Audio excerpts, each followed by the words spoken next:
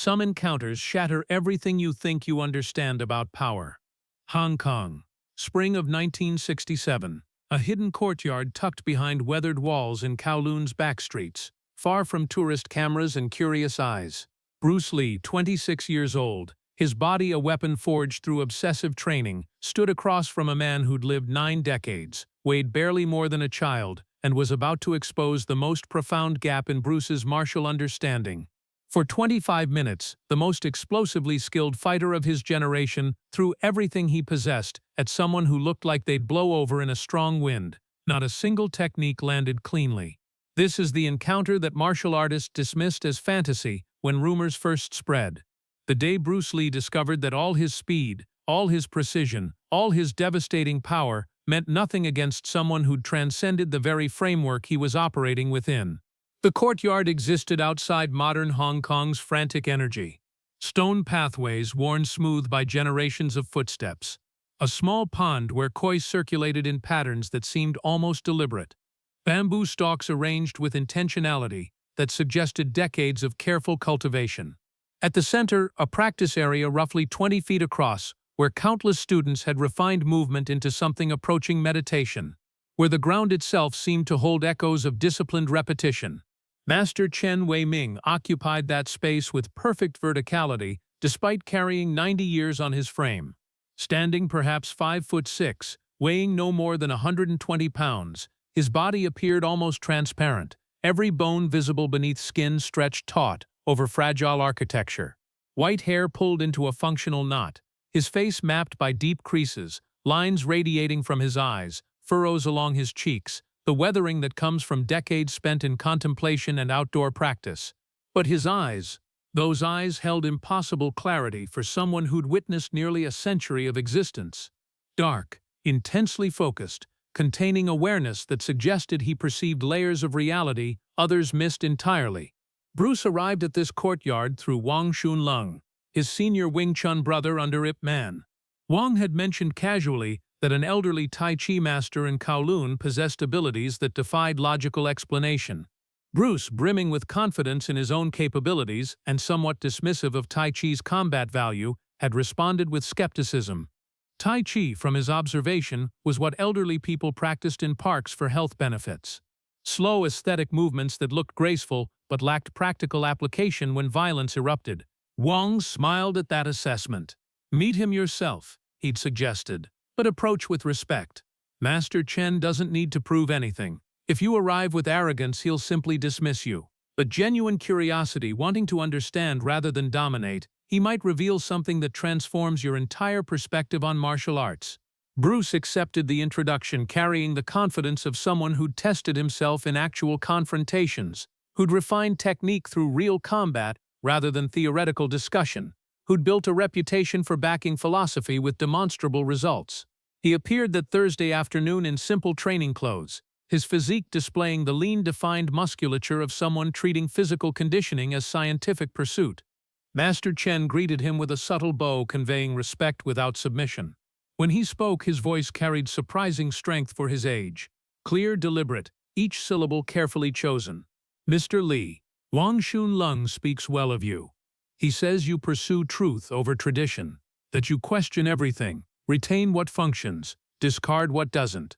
"That's accurate, Master Chen," Bruce replied, matching the bow with equal respect. "I believe martial arts should serve practical reality. Too many schools remain imprisoned by forms that no longer offer functional value." Chen nodded slowly. "A defensible position. What's your perspective on Tai Chi?" Bruce selected his words carefully, aware he was addressing someone who'd likely consecrated their entire existence to this art. "I find it beautiful, valuable for health, meditation, understanding certain movement principles, but I question its effectiveness when actual violence erupts. The slow practice forms don't translate to the intensity and velocity of real confrontation." "Ah," Chen said, something resembling amusement flickering across his ancient features. "You believe Tai Chi consists only of the slow forms elderly people perform in parks? Doesn't it? Would you like to discover the answer?" And that simple question opened everything. Chen walked to the practice area's center and assumed a stance that appeared almost absurdly relaxed. Weight settled, knees soft, arms hanging naturally. No visible guard, no obvious combat preparation. He looked like someone waiting for transportation, not demonstrating martial effectiveness. "Come," he said simply. "Attempt to strike me. Use your complete speed, your full technique. Don't restrain yourself from concern about my age. I assure you, I'm more resilient than appearances suggest." Bruce hesitated. The man had lived 90 years. His bones appeared fragile enough that aggressive contact might shatter them. Attacking him with genuine intent felt fundamentally wrong, not just ethically, but practically absurd, like attempting to punch mist. "Master Chen, I don't think you believe I'm too old, too fragile, that you might injure me." Chen's voice carried neither offense nor defense, just observation. "This is natural concern, but it's also projection. You're perceiving what you expect to perceive, an old man who appears weak. You're not seeing what actually exists before you. This is the first lesson. Most people remain blind to what stands directly in front of them because expectation creates an impenetrable veil." Bruce nodded, beginning to grasp that this transcended simple demonstration. "What should I do?" "Attack me. Attempt to hit me.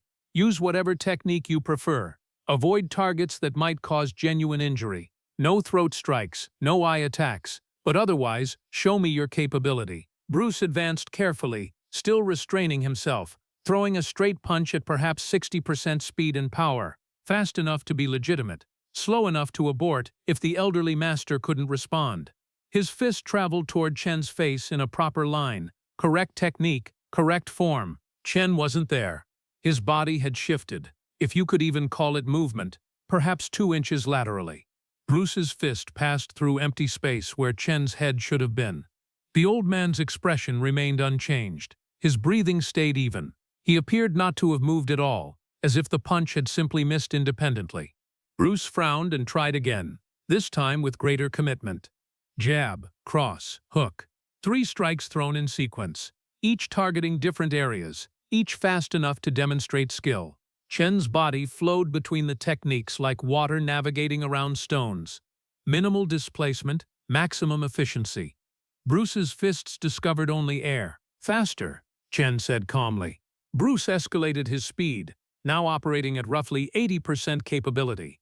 Combinations flowing, footwork active, utilizing angles and feints to establish strikes. For 3 minutes he worked, throwing dozens of techniques, employing everything absorbed from Wing Chun, boxing, fencing, and his own evolving philosophy.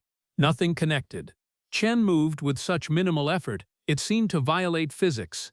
Tiny positional adjustments, subtle weight transfers, movements so microscopic they were nearly invisible, but perfectly timed to make Bruce's attacks miss by margins that seemed impossibly precise. Bruce stepped back, breathing harder now. Not from exhaustion, his conditioning was excellent, but from the intense concentration of attempting to solve a problem that defied his understanding. "How are you accomplishing this?" "I'm accomplishing nothing," Chen replied. "You're accomplishing everything. You're working intensely, expending considerable energy, generating substantial motion. I'm simply not occupying the space where your strikes arrive. This is Wu Wei, effortless action, or more precisely, action without excessive effort. You're attempting to impose your will on the situation.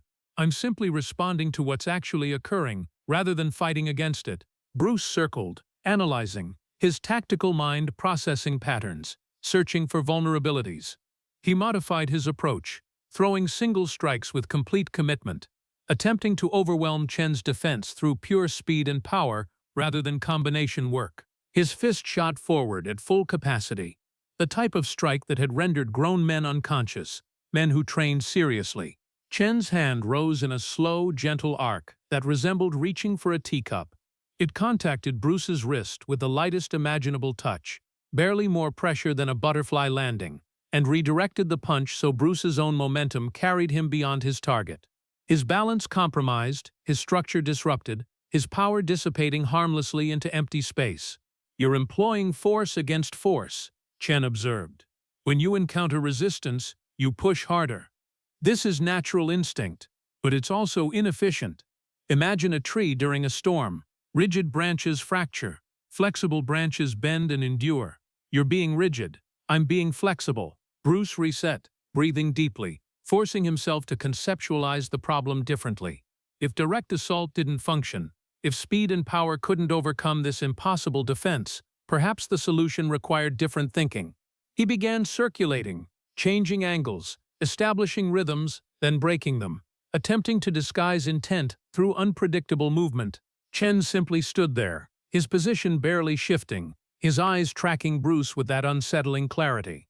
When Bruce attacked from novel angles, from unexpected positions, Chen was somehow already positioned to make the attacks fail, as if he was reading Bruce's intentions before Bruce's muscles received signals from his brain.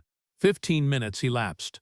Bruce had thrown hundreds of strikes, punches, kicks, elbows, knees, utilizing every technique in his arsenal. Not a single one had connected. More frustratingly, Chen hadn't counterattacked once. He'd simply made Bruce miss repeatedly, with such minimal effort it seemed to mock physical laws. Bruce stopped, hands on his knees, breathing hard now. Not from physical exhaustion, his conditioning was exceptional, but from the mental strain of attempting to solve an impossible equation. I don't understand what you're doing. You're clearly moving, but I can't identify how you're reading my intentions. There's no telegraph I can detect, no pattern I can identify. How are you doing this? Chen walked to the courtyard's edge where a small wooden bench sat beneath a tree, gesturing for Bruce to join him. Sit, rest, I'll explain what you're not seeing. Bruce sat, grateful for the pause, his mind racing through everything that had just occurred, searching for the pattern, the explanation, the technique that could be analyzed and comprehended. What you practice, Chen began, is excellent for its purpose. You've studied fighting as science. You've refined technique to maximum efficiency. You've developed speed, power, timing, all physical attributes necessary for combat. These are legitimate skills, genuine effectiveness. Against most opponents, you dominate because your training surpasses theirs. But, Bruce prompted, but you're still operating in the realm of doing. You decide on a target. You execute technique. You attempt to impose your will on the situation. This isn't wrong. For many purposes, for most confrontations, this is more than adequate. But there's another level. The level where you stop doing and start being, where action arises not from decision, but from direct perception of what's actually happening in the moment. That sounds like mysticism, Bruce said, though his tone carried curiosity rather than dismissal. Chen smiled. It does, doesn't it? That's why most people dismiss Tai Chi as useless for fighting, because we discuss things like listening force and interpreting energy, and yielding to overcome. These concepts sound abstract, mystical, but they're not. They're describing very specific, very practical skills that can be developed through correct training. Then explain them in practical terms, Bruce requested. When you attack me, your body makes preparations before your strike arrives. Your weight shifts, your muscles engage in a particular sequence, your breathing changes, your eyes focus on target. All of this happens in milliseconds before your technique actually launches. I'm not reading your mind, I'm reading your body. And because I've spent 75 years training to perceive these preparations, I can respond to your intention before your strike arrives. To you, it feels like I'm predicting the future. To me, I'm simply responding to information that's already present if you know how to perceive it. Bruce absorbed this, his analytical mind translating Chen's explanation into terms he could work with. You're saying my body telegraphs my intentions in ways I'm not conscious of, and you've developed sensitivity to read those signals. Precisely.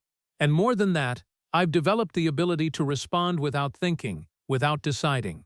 When I perceive your intention, my body moves automatically before my conscious mind has time to interpret what my senses are detecting. This is what we mean by Wu Wei, not inaction, but action without the delay that thinking creates. Your mind is incredibly fast, Mr. Li. You process tactical information better than anyone I've encountered in decades. But thought, no matter how fast, is still slower than direct perception and response. You're operating with a delay sense, interpret, decide, act. I've eliminated the middle steps, sense, act. No interpretation, no decision, just direct response. And the minimal movement? Bruce asked. The way you evade by what looks like millimeters? Efficiency. Why move 10 inches when 2 inches achieves the same result? Every unnecessary movement is wasted energy, and in a real confrontation, especially for someone my age with limited physical resources, efficiency is survival. I cannot match your strength or speed, but I don't need to. I only need to not be where your strength and speed arrive. Bruce sat in silence for several minutes, processing the implications of what Chen had explained. Everything the old master was describing aligned with his own philosophy of eliminating unnecessary movement, of maximum efficiency, of adapting to reality rather than forcing reality to adapt to preconceived forms. But Chen had taken these principles to a level Bruce hadn't fully conceptualized, a level where technique transcended conscious application and became something closer to reflex, to instinct refined through decades of deliberate practice. "Can this be taught?" Bruce finally asked. "Yes, but not quickly. What I'm demonstrating required 75 years of daily practice. Most people don't have that much time, but the principles can be learned. The sensitivity can be developed. Not to the level I've achieved, that requires time you don't have, but to a level that will significantly enhance what you already do. Would you teach me?" Chen studied Bruce for a long moment, his ancient eyes seeming to look past the physical form and examine something deeper. "Why do you want to learn?" "Because you've shown me something I didn't know existed.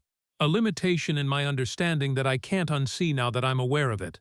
I've spent years refining technique, pursuing efficiency, eliminating waste, but I've been operating within a framework that assumed conscious decision-making was the fastest possible response.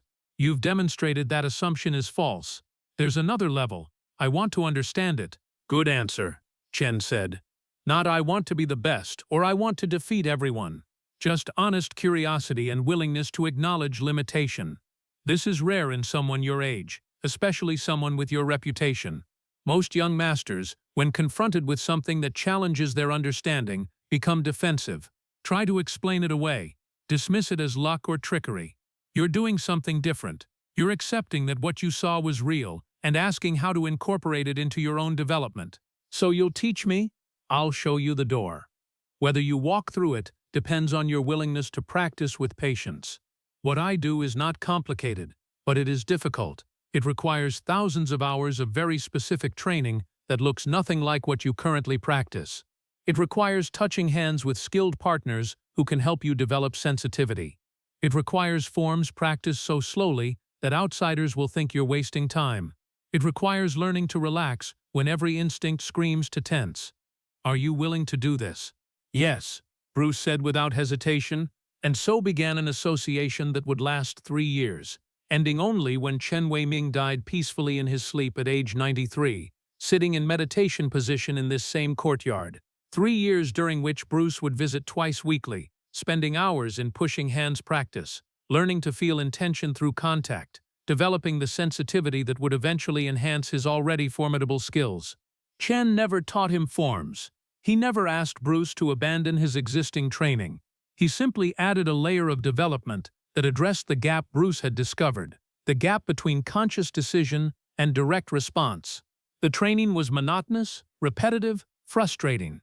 Hours spent with hands lightly touching Chen's arms, learning to feel shifts of weight and intention. Hours practicing movements so slowly that each inch of motion took minutes to complete. Hours being pushed off balance by the gentlest touches and learning to maintain structure through relaxation rather than resistance. Bruce's friends noticed changes, not in his techniques, those remained recognizably his own, but in the quality of his movement. Something had become softer, more fluid, less forced. His sensitivity to opponents' intentions had sharpened noticeably. He began evading attacks with smaller movements, conserving energy, reading patterns earlier in their development. Wang Xunlang, who'd introduced Bruce to Chen, asked him about it one day during training. "You've changed since you started studying with Master Chen. I can't quite define how, but something is different." Bruce considered how to explain.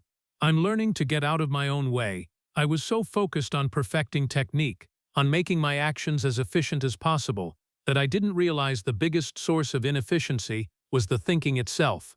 Chen is teaching me to eliminate the gap between perception and response. It's subtle. It won't show up in photographs or demonstrations, but in actual application, that fraction of a second I've eliminated makes everything else work better." Years later, after both Chen and Bruce had died, people who heard about the 25-minute session in the courtyard would dismiss it as exaggeration or mythology. The idea that Bruce Lee, at his physical peak, couldn't land a single strike on a 90-year-old man seemed impossible. It violated common sense. It contradicted everything modern understanding of athletics and combat suggested should be true. But those who understood martial arts at deeper levels recognized it as entirely plausible. There are skills that transcend physical attributes.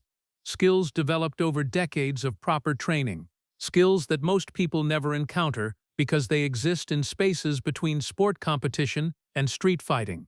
Skills preserved by teachers who don't advertise or demonstrate publicly. March 1967.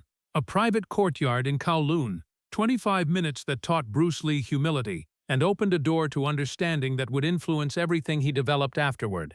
Master Chen Wei-Ming never fought anyone, never entered competitions, never sought recognition. He simply existed in his courtyard, practicing his art until the day he died, teaching occasional students who demonstrated proper respect and genuine curiosity.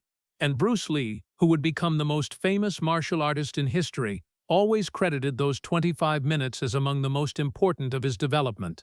Not because he learned new techniques, Chen taught him almost no specific techniques, but because Chen showed him that mastery has levels most people never imagine, that efficiency has depths that require lifetimes to plumb, that sometimes the greatest power comes not from doing more, but from doing less so perfectly that less becomes more than enough.